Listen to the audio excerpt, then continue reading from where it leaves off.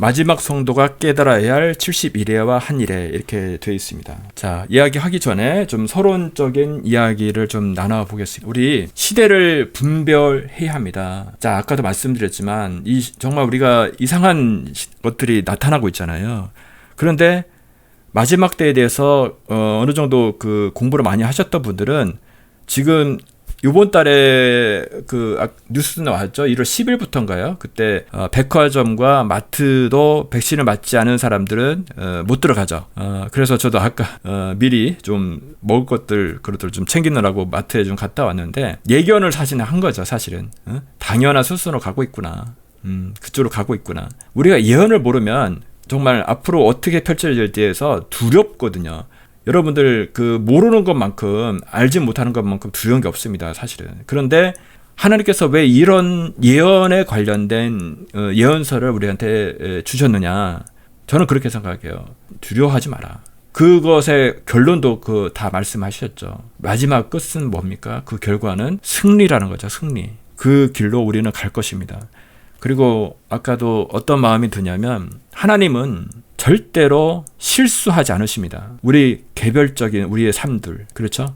성경에 쓰여져 있는 것뿐만 아니라 우리 개별적인 우리 각각 개인의 여러분들 모두의 삶을 하나님은 절대로 실수하지 않으시고 지금도 만지시고 우리를 이끄시고 있다는 그런 마음이 생각이 들었습니다. 자, 그래서 하나님께서 이끌으십니다. 우리가 그것을 믿고 그리고 아까 말씀드렸지만 우리가 연결할 수 있도록 노력했으면 좋겠어요.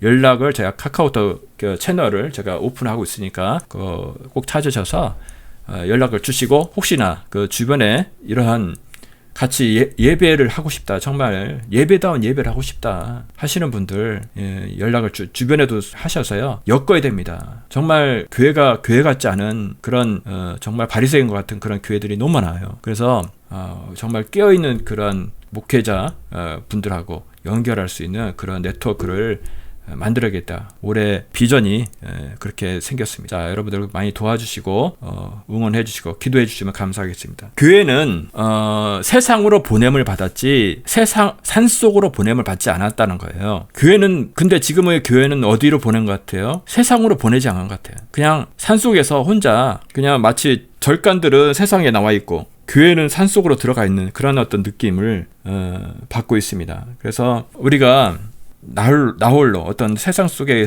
어떤 세상의 정권의 이야기들만 듣고 따라하는 것이 아니라 우리는 세상에 속한 것이 아니라 세상으로 보냄을 받았고 그들에게 복음을 전하기 위한 그래서 보냄을 받았죠. 자, 우리 본격적으로 한번 이야기를 나눠볼 텐데요. 오늘 사실은 조금 딱딱할 수 있어요. 좀 그림도 많이 없고 근데 너무나 사실은 중요한 내용입니다.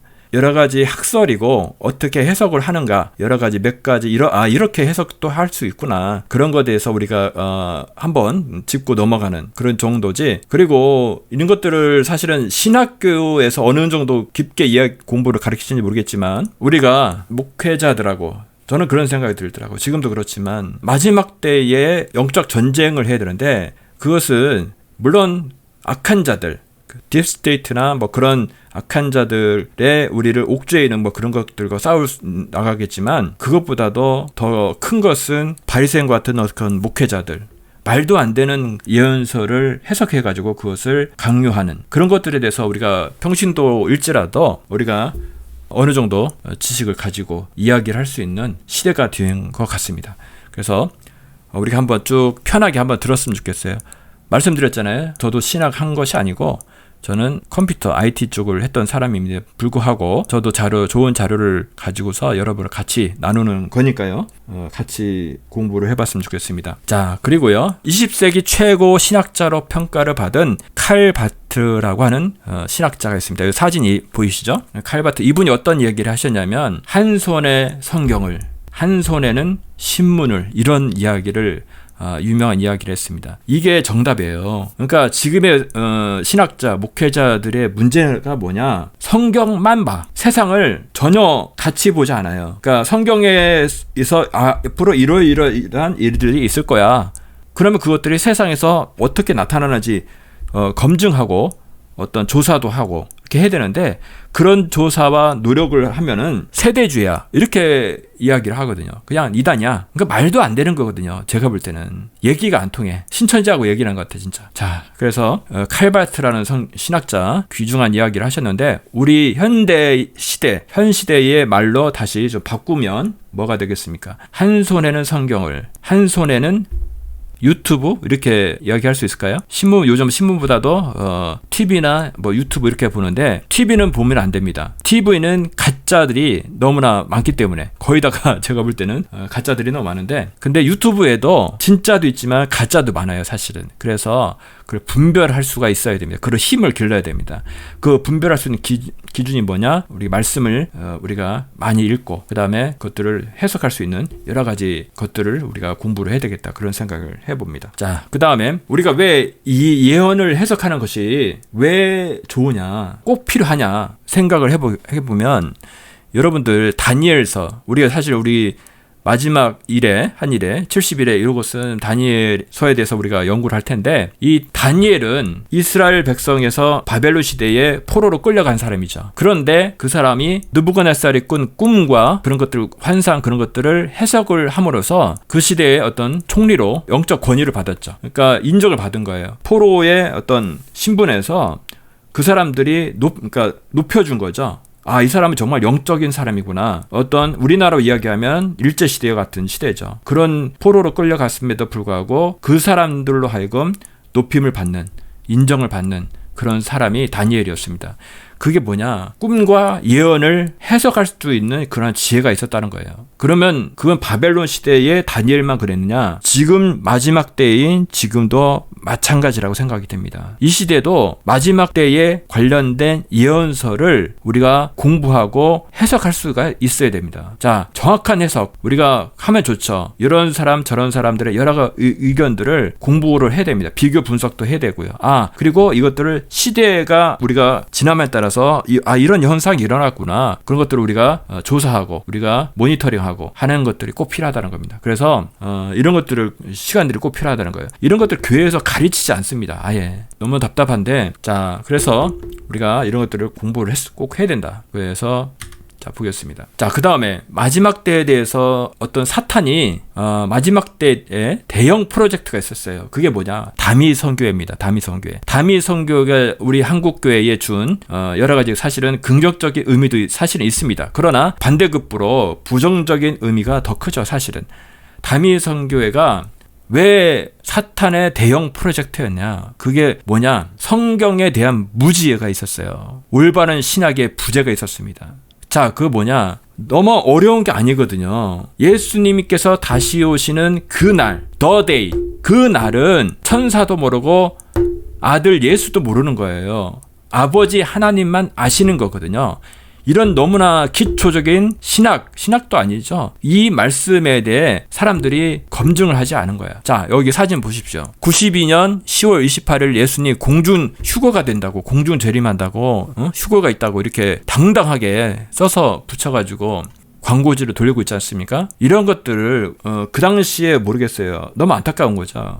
어떤 그런 것을 알 수 있는 사람들이 없었다는 거죠. 자, 그래서 그렇기 때문에 이 사건들이 지나가고 난 다음에 한국교회에 어떤 현상이 일어났느냐? 종말에 대해서는 아무 얘기도 안 해. 종말의 종자도 얘기하면 지읒자만 얘기해도 이단으로 정죄를 받고 눈치를 보는 거예요. 목사들이 설교를 안 해. 가르치질 않아. 그러니까 성도들은 어떻겠어요? 더 모르죠. 제가 답답한 게 알아보니까 왜 이런 계시록이나 어떤 다니엘서나 그런 여러 가지 짐승들 나오고 복잡하죠. 사실은 어렵잖아요. 왜 그런 것들을 설교하지 않을까? 알아보니까 몰라. 그 4년제 학부 신학교 나와서 거기서 신학교에서도 가르치지도 않아요. 사실은 혼자 공부해야 돼. 혼자. 그리고 신학 박사를 하셨다는 분도 몰라. 왜? 자기 분야, 특정 분야, 박사라는 것은 특정 분야에 대해서도만 공부를 깊게 파는 거거든요. 다니엘서라든지 어떤 예언서 그런 것에 대해서 공부하신 그 박사가 아니라 예를 들어서 뭐 바울서라든지 구약 특정 어떤 분야라든지 뭐 그런 것에 대해서는 어떤 자기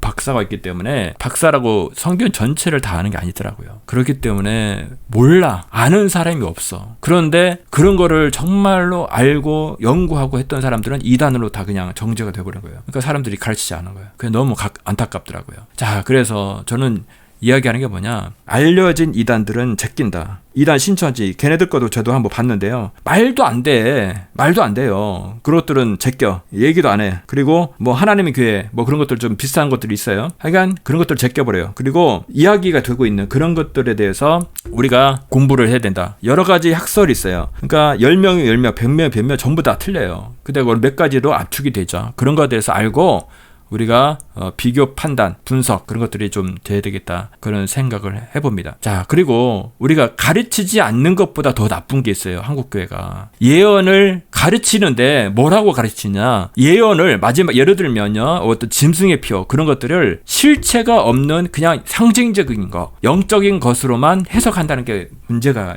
아주 큽니다. 물론 상징으로 해석할 것들이 있어요. 그러나 우리가 볼 때 정말 그 실체가 있는 것들인데 그런 것들을 영적인 거다. 그냥 상징적인 거다. 그렇게만 해석을 하는 거예요. 그러니까 정말 이 땅에 우리가 나타나고 있는데 그런 것들이 우리가 지금 보고 있지 않습니까? 그런 것들을 영적인 것으로만 해석한다는 거예요. 그거는 더 제가 볼 때는 큰일 납니다. 성도들이 그렇게 빠져서 분별할 수가 없어요. 진짜 이 기록된 말씀이 이 세상에 나타날 때 그런 것들이 정말 우리가 분별해야 되는데 그렇지 못하다. 그런 생각을 해봅니다. 여러 해석을 비교하고 세상에 맞춰 평가하는 태도가 꼭 필요합니다. 근데 이러한 우리나라에서는 이런 것들을 같이 대화를 나눌 장소가 없어요. 그러한 공간이 없어. 해보니까 싸워. 목사님들끼리 싸우는 경우가 많아요. 평신도 입장에서 생각하기를 좀 오픈된 마인드가 필요하겠다. 그래서 말씀 해석을 어떤 신학을 한 목사, 신학자들만의 어떤 전유물인 것으로 여기는 태도가 많습니다. 그리고 우리가 평신도하고 어떤 목사님들하고 이야기를 할 때 여러분들 그런 경우를 느끼셨는지 모르겠지만 그래도 평신도들도 깊게 연구하고 공부하시는 분들이 많이 있거든요. 그런 어떤 그런 것들에 대해서 깊은 깨달음에 대해서 같이 나눌 때 그것을 인정해주고 그 목사님도 정말 은혜가 된다 이렇게 해주시는 목사님들이 계세요. 정말 그분은 인격이 되신 거죠. 정말로. 근데 그것들에 대해서 조금 너가 평신도인데 뭘 알겠냐 말은 그렇게 하지 않지만 그런 것들이 사실 느껴지는 목사들이 있습니다. 자, 그리고 저는 IT를 했지만요. IT 분야에서도 비전공자의 실력이 높은 경우도 많습니다. 사실 컴퓨터 쪽도 전공을 하면 더 좋겠지만 근데 실제 전공을 하지 않은 사람들도 실력이 꽤 높은 경우가 많다. 신학도 마찬가지로 생각해요. 사실은 제가 조금 이렇게 공부를 해보니까 인문학 쪽이잖아요. 신학 쪽이고 신학은 뭐 사실 눈에 보이지 않는 여러 가지 역사 고고학적 자료들 뭐 할 것들이 많이 있겠지만 사실 컴퓨터 엔지니어링 분야도 마찬가지입니다. 수많은 거기도 랭귀지 컴퓨터 언어가 있죠. 그런 것들도 배워야 되고 하나만 틀려도 정말 한 문자만 도트 하나만 틀려도 돌아가지 않는 그런 어떤 정교함을 다루는 그런 공학이거든요. 그러니까 그런 것도 다 어려운 부분이기 때문에 신학적인 좀 꼭 전공을 하지 않았어도 그것들을 좀 인정하고 오픈돼서 이야기를 했으면 좋겠다. 그런 생각을 해봅니다. 자, 이제 본격적으로 시작을 하겠습니다. 자, 오늘 방송하는 것들은 조금 커트를 해서 몇 가지 주제별로 나눠서 영상을 잘라서 올려드리겠습니다. 자, 우리 70미래에 대한 외국 학자들의 어떤 견해도 한번 공부를 해봤으면 좋겠어요. 다니엘서의 9장에 나오는 71회의 계시는 기독교 종말론 연구에 있어서 없어서는 안 될 매우 중요한 내용이다. 이 계시를 어떻게 해석하느냐에 따라 요한계시록을 해석하는 열쇠가 된다는 거죠. 70미래에 대한 평가에 있어서 이광복의 계시록 주석에는 6명의 외국 학자들의 견해를 소개하고 있다. 자, 참고로 글을 앞부분에서 제가 링크를 걸어 드렸습니다. 그 링크를 참조하시고요. 우리가 잘 귀에서 배우지는 못했지만 이 70일에 다니엘서에 있는 이 70미래가 사실은 어마어마하게 중요하다는 거예요. 그러니까 외국 학자들이 어떻게 평가를 하고 있는지 그걸 한번 보자 이겁니다. 첫 번째, 아이삭 뉴턴은 이 70일에 대해서 어떻게 생각을 했느냐. 그리스도 신앙의 주춧돌이다. 그렇게 본 거예요. 뉴턴은. 야, 신앙의 주춧돌이라고 본 거예요. 뉴턴은. 근데 교회에서 안 가르쳤다는 거야. 이건 뭐 직무유기 아니야? 진짜? 여러분들 어떻습니까? 여러분 어떻게 생각하십니까? 한번 써주세요. 혹시 자기 교회에서 이거 좀 전문적으로 좀 배웠다. 물론 세미나나 그런 걸 통해서 일반 설교 시간에는 쉽지 않겠지만 그래도 좀 들어봤다. 뭐 하시는 분들 있으면 의견들 한번 써주시면 감사하겠습니다. 두 번째, 자, 몽고메리는 71회에 대한 해석의 역사는 구약성경 비평론의 디즈멀 스왑프. 이건 뭐냐?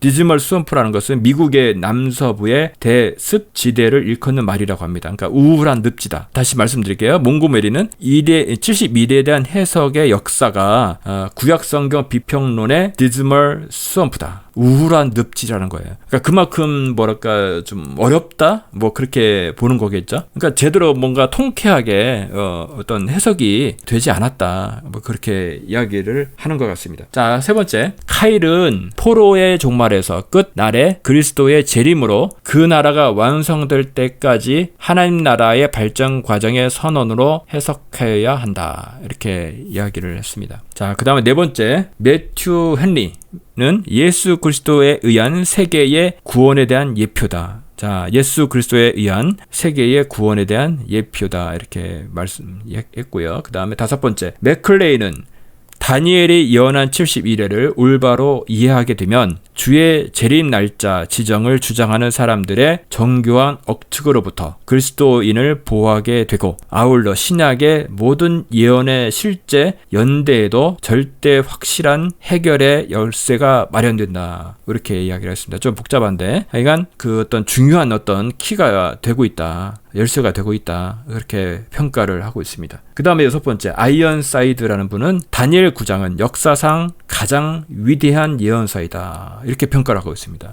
이만큼 좀 6분의 외국 학자들에 대한 의견을 저희가 살펴보았는데요. 자, 정말 이게 보통 중요한 게 아니라는 것을 우리가 볼 수가 있어요. 정말 중요하다. 근데 우리가 배우지 않았다.